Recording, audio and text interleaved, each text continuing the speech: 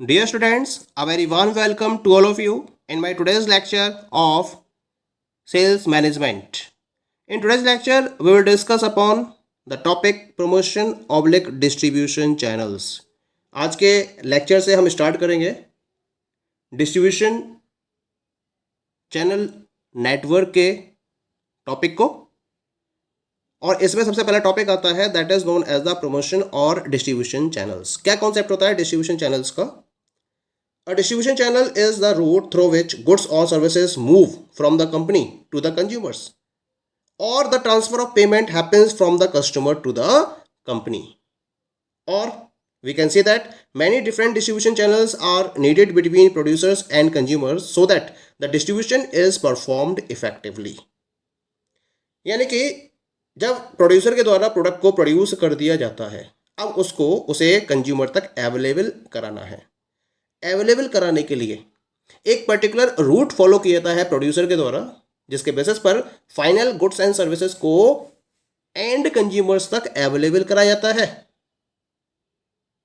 तो जिस particular root के बेसिस पर गुड्स और सर्विसेज को एंड कंज्यूमर को अवेलेबल कराया जाता है उसे हम डिस्ट्रीब्यूशन चैनल का नाम देते हैं। दो पर्टिकुलर फंक्शन एक साथ परफॉर्म किए जाते हैं। एक तो फिजिकल फ्लो पॉसिबल होता है गुड्स एंड सर्विसेज का from the producer to the final consumers, और फिर फाइनल कंज्यूमर से जो पेमेंट रिसीव होता है, जो अमाउंट रिसीव होता है, वो मूव होता है to the from the consumer to the producer. तो ये जिस पर्टिकुलर रूट के हेल्प से हम गुड्स और सर्विसेज के फिजिकल फ्लो को पॉसिबल करते हैं और पेमेंट को पॉसिबल करते हैं, उसे हम डिस्ट्रीब्यूशन चैनल का नाम देते हैं। डिफरेंट टाइप के डिस्ट्रीब्यूशन चैनल्स इन्वॉल्व होते हैं प्रोड्यूसर्स एंड कंज्यूमर्स के बीच में, जिससे कि प्रोडक्ट को प्रॉपरली डिस्ट्रीब्यूट किया सके और इसके अलावा जो भी और भी फंक्शंस हैं इनको भी प्रॉपर वे में परफॉर्म किया जा सके।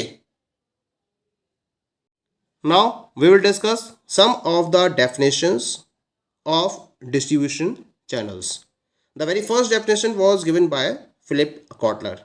क्या कहना है फिलिप कॉटलर का? Every producer seeks to link together the set of marketing intermediaries that best fulfill the firm's objectives of distribution. This set of marketing intermediaries is called the marketing channel. बहुत simple सी definition provide की गई है Philip Kotler के द्वारा distribution channels के reference में। जितने भी प्रोड्यूसर्स हैं मार्केट के अंदर, वो अपने आप को अपने मार्केटिंग इंटरमीडिएट्स के एक प्रॉपर सेट के साथ में लिंक करना चाहते हैं, जिससे कि फर्म के डिस्ट्रीब्यूशन ऑब्जेक्टिव को फुलफिल किया जा सके। क्योंकि जो प्रोड्यूसर्स के द्वारा डिफरेंट टाइप के प्रोडक्ट्स प्रोड्यूस किए गए हैं या जो सर्विसेज उसके द्वारा क्रिएट की गई हैं, उनको एंड कंज्यूमर्स तक अवेलेबल कराना उसका मेन पर्पज होता है। अब ये जो एंड कंज्यूमर्स हैं, इनके पास ये गुड्स एंड सर्विसेज तभी अवेलेबल हो सकते हैं जब आपके पास प्रॉपर मार्केटिंग इंटरमीडिएट्स का एक सेट अवेलेबल हो। तो हर एक प्रोड्यूसर इसी वजह से एक particular set of marketing intermediates के साथ में लिंक होना चाहता है, जिससे कि वो अपने डिस्ट्रीब्यूशन के फंक्शन को प्रॉपरली परफॉर्म कर सके। तो जो पर्टिकुलर सेट उसके द्वारा डेवलप किया गया है मार्केटिंग इंटरमीडिएट्स का, इसको हम मार्केटिंग चैनल का नाम देते हैं। डिफरेंट टाइप के मार्केटिंग इंटरमीडिएट्स इसके अंदर इन्वॉल्व हो सकते हैं, जैसे कि सोल सेलिंग एजेंट्स हैं, डिस्ट्रीब्यूटर्स हैं, होलसेलर्स हैं, रिटेलर्स हैं, C&F एजेंट्स हैं। A lots of distribution intermediates are there, जिसका एक सेट तैयार किया जा सकता है जिससे कि गुड्स की डिलीवरी को एंड कंज्यूमर्स तक एंश्योर किया जा सके। तो मार्केटिंग इंटरमीडिएट्स के इस पर्टिकुलर सेट को फिलिप कॉटलर के अकॉर्डिंग मार्केटिंग चैनल का नाम दिया जाता है। डेफिनेशन क्लियर हो गई फिलिप कॉटलर की। Now we come to the next one. The next definition was given by the Richard Buskirk. Richard Buskirk के according distribution channels are the system of economic institutions through which a producers of goods deliver them into the hands of their users. इन्होंने भी लगभग वही बात कही है। Distribution channel को उन्होंने उस पर्टिकुलर सिस्टम के बेसिस पर डिफाइन किया है इकोनॉमिक इंस्टीट्यूशंस के कैटेगरी में, जिसके बेसिस पर एक प्रोड्यूसर अपने गुड्स को अपने यूजर्स के हैंड में प्रॉपरली डिलीवर करता है। तो डिस्ट्रीब्यूशन चैनल वो इकोनॉमिक सिस्टम या एक इकोनॉमिक इंस्टीट्यूशन रहता है जिसको फॉलो करते हुए एक सिस्टम डेवलप किया जाता है ऑर्गेनाइजेशन की तरफ से, और उसके बेसिस पर प्रोड्यूसर अपने गुड्स को फाइनल कंज्यूमर्स तक डिलीवर करता है, एंड कंज्यूमर्स तक, या जो उसके यूजर्स हैं उन तक उस पर्टिकुलर गुड्स को डिलीवर करता है। तो हम इस पर्टिकुलर सिस्टम को डिस्ट्रीब्यूशन चैनल का नाम देते हैं। पॉइंट क्लियर हो गया यहाँ पर। Now come to the next definition. The next definition was given by the William J Stanton.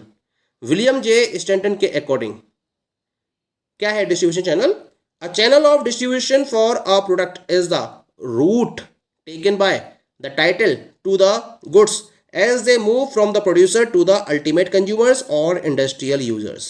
तो इनके अकॉर्डिंग भी चैनल ऑफ डिस्ट्रीब्यूशन प्रोडक्ट के रिगार्डिंग उस पर्टिकुलर रूट को डिफाइन करता है जिसके बेसिस पर गुड्स की जो टाइटलशिप है, जो ऑनरशिप है, वो ट्रांसफर होती है from one two another and lastly वो अल्टीमेट कंज्यूमर या इंडस्ट्रियल यूजर पर ट्रांसफर हो जाती है। तो जिस रूट को फॉलो किया गया है उसे चैनल ऑफ डिस्ट्रीब्यूशन का नाम दिया जाता है, क्योंकि जब प्रोडक्ट को प्रोड्यूस किया जाता है उस समय जो टाइटल ऑफ ऑनरशिप है प्रोडक्ट की वो किसके पास है? प्रोड्यूसर के पास। अब प्रोड्यूसर ने मान लीजिए कि इसको ट्रांसफर कर दिया डिस्ट्रीब्यूटर को, अब ऑनरशिप की टाइटल किसके पास चली गई?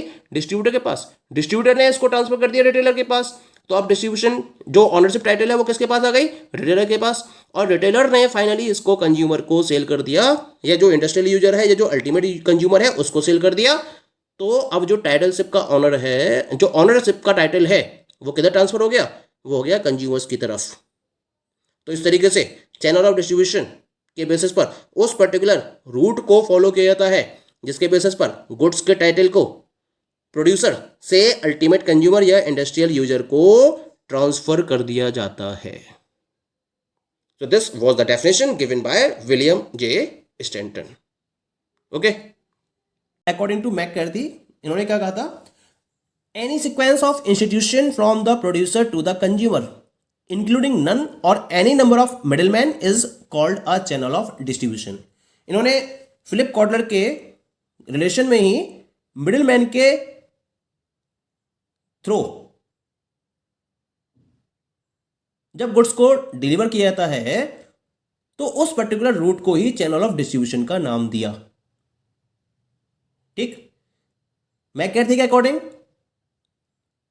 Any sequence of institution from the producer to the consumer, यानी कि प्रोड्यूसर से कंज्यूमर तक गुड्स को डिलीवर करने के लिए जिस पर्टिकुलर सीक्वेंस को फॉलो किया गया है, जिसमें आप किसी भी मिडिलमैन को यूज नहीं कर सकते हो या कितने ही मिडिलमैन को यूज कर सकते हो जिससे कि आप अपने गुड्स को कंज्यूमर्स तक प्रॉपर डिलीवर कर सको।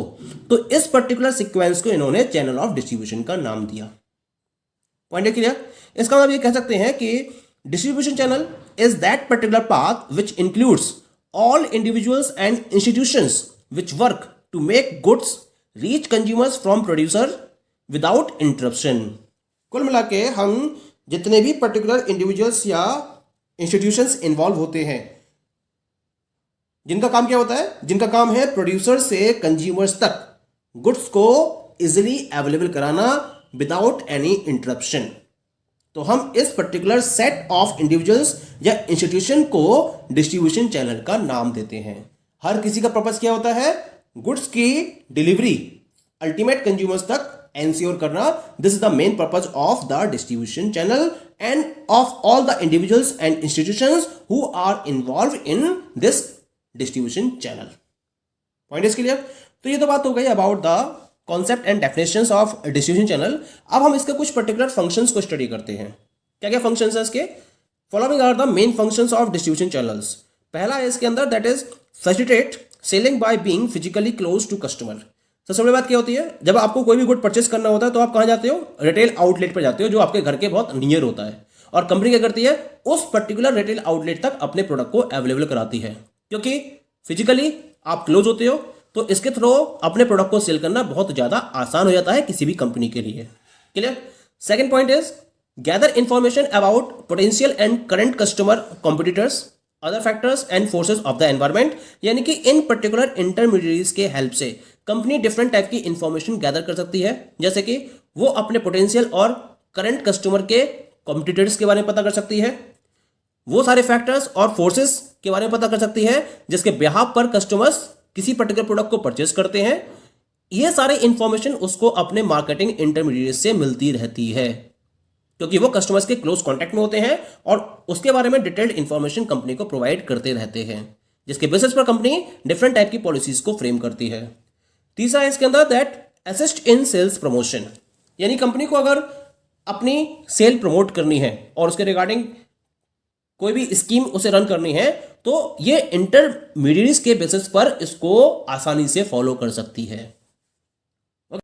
The next point is provide distribution efficiency by bridging the gap between the manufacturer and the user efficiently and economically, यानी कि इसको अपनी डिस्ट्रीब्यूशन एफिशिएंसी अगर मेंटेन करनी है तो इस डिस्ट्रीब्यूशन एफिशिएंसी को मेंटेन करने के लिए ये अपने और यूजर्स के बीच में गैप को ब्रिज करके फुलफिल कर सकती है, वो भी इकोनॉमिकल वे में। और इसके लिए क्या करना पड़ेगा, उसको मार्केटिंग इंटरमीडिएट्स की हेल्प लेनी होगी और इनकी हेल्प से वो अपने डिस्ट्रीब्यूशन को एफिशिएंट वे में फॉलो कर सकती है। ये भी इसका एक बेनिफिट है, ये भी एक फंक्शन है इसका। Next one is assemble products into assortment to meet buyers needs. Buyers की नीड को फुलफिल करने के लिए कंपनी अपने प्रोडक्ट को असॉर्टमेंट में असेंबल कर सकती है और गुड्स को इजिली अल्टीमेट कंज्यूमर्स तक आसानी से अवेलेबल करा सकती है, और वो भी बायर्स की नीड्स के according. Next one is the match segments of supply with segments of demand, क्योंकि उसने अपने different channels of distribution set कर रखे हैं, तो उन चैनल्स ऑफ डिस्ट्रीब्यूशन के बेसिस पर वो डिमांड को आइडेंटिफाई कर सकती है और उस सेगमेंट की डिमांड को आइडेंटिफाई करने के बाद उसी के अकॉर्डिंग सप्लाई को एंश्योर कर सकती है। This is the biggest advantage या biggest function of the marketing channels, demand के अकॉर्डिंग सप्लाई को फॉलो करना। Next one is the assist in introducing new product. Company को कोई भी नया प्रोडक्ट मार्केट में इंट्रोड्यूस करना है तो इसके लिए वो अपने इंटरमीडिएट्स की हेल्प ले सकती है और उन्हें प्रमोशन के लिए उनकी असिस्टेंस ले सकती है, यानी कि अपने इंटरमीडिएट्स की हेल्प से वो अपने नए प्रोडक्ट को मार्केट में कंज्यूमर्स के बीच में इजी वे में इंट्रोड्यूस कर सकती है और उसके सेल को प्रॉपर्ली एनकरेज कर सकती है। That is the function of marketing channel. Next one is the assist in implementing the price mechanism. Price mechanism को उसको इंप्लीमेंट करना है तो इसके लिए भी वो डिस्ट्रीब्यूशन चैनल्स की हेल्प ले सकती है। वो इंटरमीडिएट से रिस्पॉन्स ले सकती है कि किस पर्टिकुलर प्राइस में कंज्यूमर्स उस प्रोडक्ट को परचेस करने में कंफर्टेबल है और उस पर्टिकुलर एडवाइस के बेसिस पर कंपनी अपने प्रोडक्ट के प्राइस को प्रॉपर्ली डिसाइड कर सकती है। Clear? Next one is the assist in developing sales forecast. उसे अपनी सेल्स फॉरकास्ट करनी है कि आने वाले टाइम में या इन near future period of time उसके प्रोडक्ट की सेल्स कितनी होगी। तो इसके लिए कंपनी क्या करती है, सर्वे करती है, जो भी उसके इंटरमीडिएट्स होते हैं उन पर एक सर्वे करती है और उनसे वो डिस्कस करती है कि उनके पॉइंट ऑफ व्यू से कंपनी के प्रोडक्ट की sale in near future period of time कितनी होगी और उसके बेसिस पर वो कंप्लीट मार्केट की सेल को फोरकास्ट कर सकती है। Clear? Next one is provide market intelligence and feedback. Market intelligence यानी कि मार्केट के बारे में डिफरेंट टाइप की इंफॉर्मेशन को गैदर करना और कंज्यूमर का क्या फीडबैक रहा उसके प्रोडक्ट के रेफरेंस में, इसकी इंफॉर्मेशन भी उसको अपने डिफरेंट मार्केटिंग पार्टनर्स या चैनल पार्टनर्स के थ्रू मिलती रहती है। ये इसकी हेल्प करते हैं इस पर्टिकुलर केस में। And the last one is the maintenance records. अगर उसको रिकॉर्ड मेंटेन करने हैं यानी कि उसकी पर्टिकुलर रीजन्स में या इंडिविजुअल रीजन्स में कितनी कितनी सेल रही उसका एक प्रॉपर रिकॉर्ड उसके पास मेंटेन हो जाता है, क्योंकि उसके जो इंटरमीडिएट्स हैं वो इस रिकॉर्ड को मेंटेन करने में उसकी हेल्प करते हैं। So these all are the functions of marketing channels. Okay, thank you.